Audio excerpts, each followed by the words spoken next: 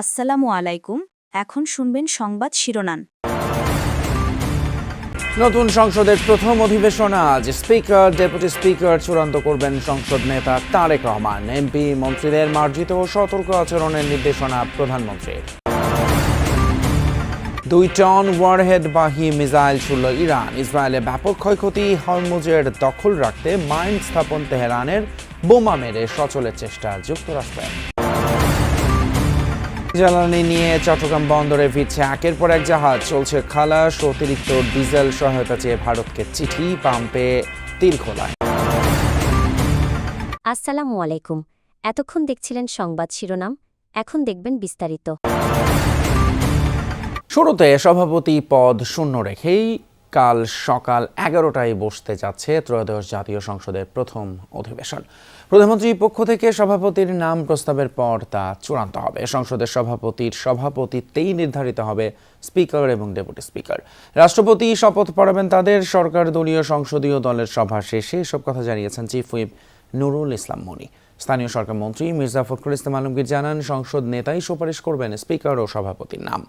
সকালে সংসদে সরকারি দলের সংসদীয় দলের সভায় এসব সিদ্ধান্ত হয়। ত্রয়োদশ জাতীয় সংসদ অধিবেশন শুরুর আগের দিন অনুষ্ঠিত হল সরকার দলীয় সংসদীয় কমিটির সভা, যেখানে সভাপতিত্ব করেন সংসদ নেতা ও প্রধানমন্ত্রী তারেক রহমান। সকাল 11টায় শুরু হয়ে এই সভা শেষ হয় দুপুর 1টায়, যেখানে বিএনপি দলীয় সংসদ সদস্যদের নানান করণীয় নিয়ে আলোচনা হয়। সংসদ সদস্যদের দায়িত্বশীল মার্জিত আচরণ করার পাশাপাশি গণমাধ্যমের সঙ্গে কথা বলার ক্ষেত্রে সতর্কতার মতো প্রয়োজনীয় দিক নির্দেশনা আসে সংসদ নেতার তরফ থেকে। কার্যপ্রণালী বিধিতে আছে, সংসদ চলার আগের দিন একটা সংসদীয় দলের বৈঠক হয়।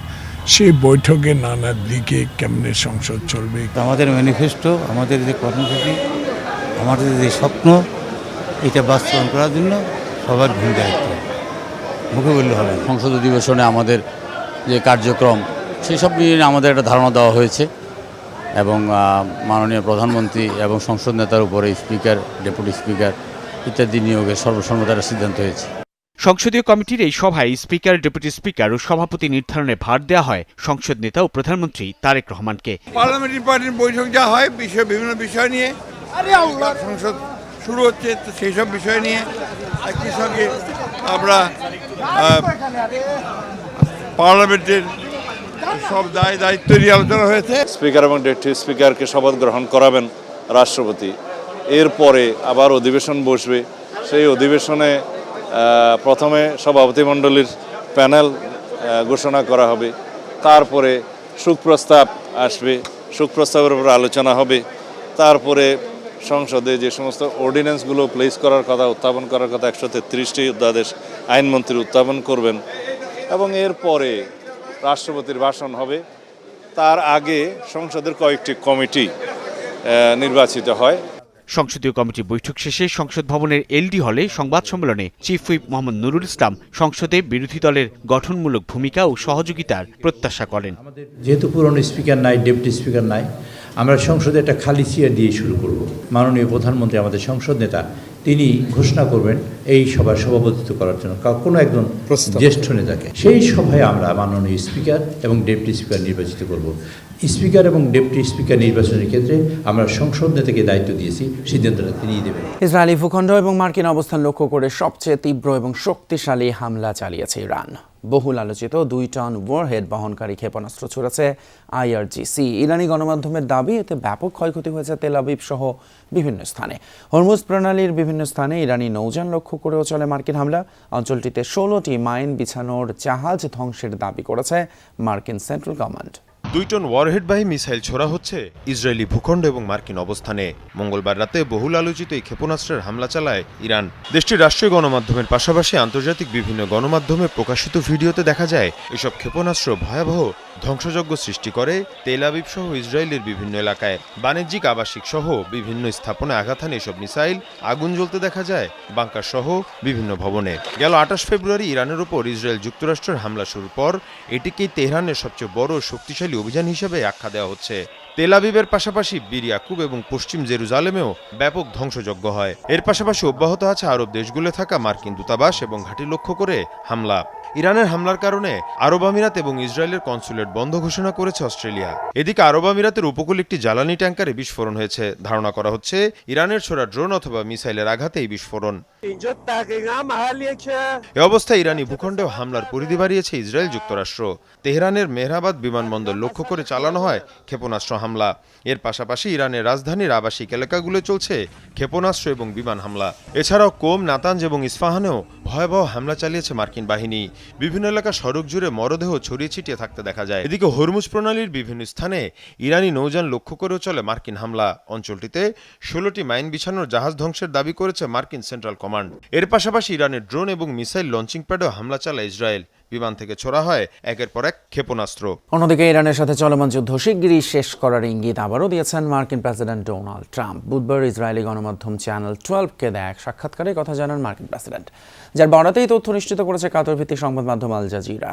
ট্রাম্প জানিয়েছেন, ইরানের ধ্বংস করার মতো আর কিছুই বাকি নেই। লড়াই থামানো কিংবা চালিয়ে যাওয়া দুটি এখন নির্ভর করবে তার ইচ্ছের উপর। অন্যদিকে ইসরায়েলি আরেক সংবাদ মাধ্যম টাইমস অফ ইসরায়েলকে দেয়া এক সাক্ষাৎকারে দেশটির প্রতিরক্ষা মন্ত্রী ইসরায়েল কাদস জানিয়েছেন, লক্ষ্যে পৌঁছে বিজয় নিশ্চিত না হওয়া পর্যন্ত যুদ্ধ চলমান থাকবে। সরকার জ্বালানি সরবরাহ স্বাভাবিক বললেও রাজধানীর বেশ কয়েকটি ফিলিং স্টেশন তেল সংকটে বন্ধ রয়েছে।